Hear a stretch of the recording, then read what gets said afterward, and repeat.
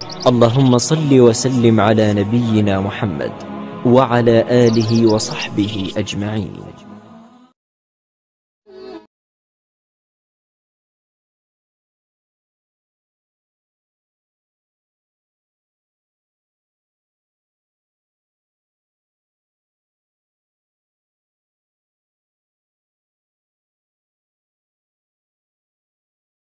السلام علیکم ورحمۃ اللہ وبرکاتہ۔ الحمدللہ، روزے کے مسائل سے متعلق سوال و جوابات کی صورت میں لوگوں کو مسائل بتلائے جا رہے ہیں اور بہت سارے احباب کی طرف سے حوصلہ افزائی کے کلمات بھی آ رہے ہیں۔ اللہ پاک حوصلہ افزائی کرنے والوں کو بہترین جزائے خیر عطا فرمائے اور مسائل کے سمجھنے میں اور مسائل کے معلوم کرنے میں اپنے علماء سے تعلق عطا فرمائے۔ آج کے اس سیشن میں کچھ مختلف روزے سے متعلق مسائل ہیں جو آپ کے سامنے پیش کیے جا رہے ہیں، اور اسی طرح ہم نے پہلے بھی کہا کہ اگر آپ کے کوئی سوالات ہوں تو ہمارے اس نمبر پر آپ بھیج سکتے ہیں۔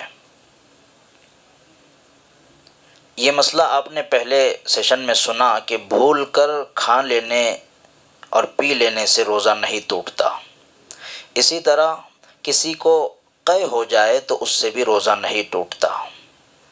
لیکن اگر کوئی شخص بھول کر کھا پی لے، اس کے بعد اسے یاد آ جائے کہ مجھے روزہ تھا، اور پھر وہ سمجھے کہ اب روزہ تو ٹوٹ ہی گیا ہے، چلو اب کھا پی لو، قے ہو گئی ہے تو اب قے ہونے کے بعد روزہ ٹوٹ گیا ہے، اب کھانا کھا لیتے ہیں، پی لیتے ہیں۔ اگر وہ کھا لے اور اس کو مسئلہ معلوم نہیں تھا تو اس شخص پر قضا واجب ہوگی۔ اور کسی کو مسئلہ معلوم تھا کہ کھانے اور بھول سے کھانے پینے سے روزہ نہیں ٹوٹتا اور خود بخود قے ہو جانے سے بھی روزہ نہیں ٹوٹتا، پھر بھی اس نے کھا پی لیا تو ایسے شخص پر قضا بھی واجب ہے اور کفارہ بھی واجب ہے۔ اب سوال یہ ہے کہ قضا کسے کہتے ہیں اور کفارہ کسے کہتے ہیں؟ قضا تو یہ ہے کہ رمضان گزر جانے کے بعد دوسرے ایام کے اندر اس روزے کے بدلے میں ایک روزہ رکھ لیا جائے، یہ قضا ہے۔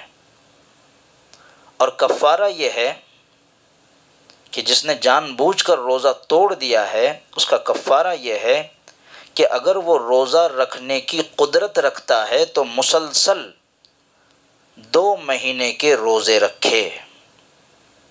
اب اس میں تفصیل ہے، اگر اس نے چاند کی پہلی تاریخ سے روزہ شروع کیا ہے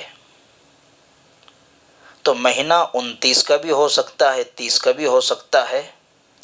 اگر دونوں بھی مہینے 30 کے ہو جائے تب بھی 2 مہینے روزہ رکھنا ہے، اور 29 کے ہو جائے تب بھی صرف 2 مہینے روزہ رکھنا ہے۔ دوسری بات اس میں یہ ہے کہ اگر اس نے بیچ مہینے سے، مثال کے طور پر اس نے 15 جون سے روزہ رکھنا شروع کیا تو اب اسے لگاتار 2 مہینے روزہ رکھنے ہوں گے، یعنی مکمل 60 روزے مکمل کرنے پڑیں گے۔ دوسرا مسئلہ اس میں یہ ہے، یہ تو روزے کے متعلق تھا۔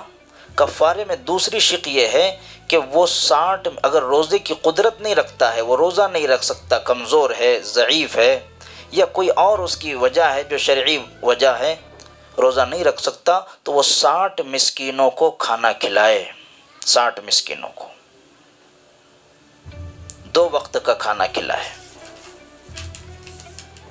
یا غریب غربا میں غلہ دے دے۔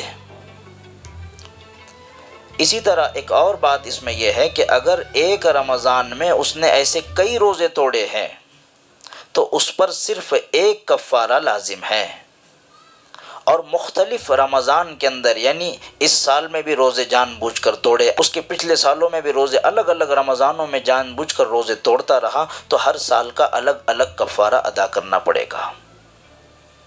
اسی طرح ایک مسئلہ اور ہے شوگر کے متعلق، ایک سوال آیا ہے شوگر کے متعلق، شوگر کے مریض کیا کرے؟ شوگر کے متعلق وضاحت یہ ہے کہ ڈاکٹروں سے ہم معلوم کر لیں کہ ہمارے شوگر کا لیول کیا ہے۔ دو طرح کے مریض ہوتے ہیں شوگر میں، ایک ہائی لیول کی شوگر ہوتی ہے، ایک نارمل شوگر ہوتی ہے۔ تو نارمل شوگر کے جو مریض ہوتے ہیں وہ روزہ رکھ سکتے ہیں، اور جو ہائی لیول کے مریض ہوتے ہیں وہ روزہ رکھنے پر قدرت نہیں رکھتے۔ تو جن کی شوگر ہائی لیول کی ہوتی ہے، اب چونکہ شوگر ایک ایسا مرض ہے کہ جو بالکل وفادار مرض ہے، موت تک یہ پیچھا نہیں چھوڑتا ہے، تو ظاہر ہے کہ صحت یابی کی شکل بھی دشوار ہے، تو ایسے مریض کو فدیہ دے دینا چاہیے۔ روزے کے متعلق جو فدیہ ہے وہ فدیہ ادا کر لے، اور اس کو جو ہے روزہ چھوڑنے کی گنجائش ہے، اس وجہ سے کہ اس کی طبیعت کے خراب ہونے کا خطرہ اسے لاحق ہے۔ اس لیے ان مسائل کو ذہن میں رکھتے ہوئے عبادات کو انجام دے، روزے کا اہتمام کرے۔ اللہ رب العزت عمل کی توفیق عطا فرمائے۔ والسلام علیکم ورحمۃ اللہ وبرکاتہ۔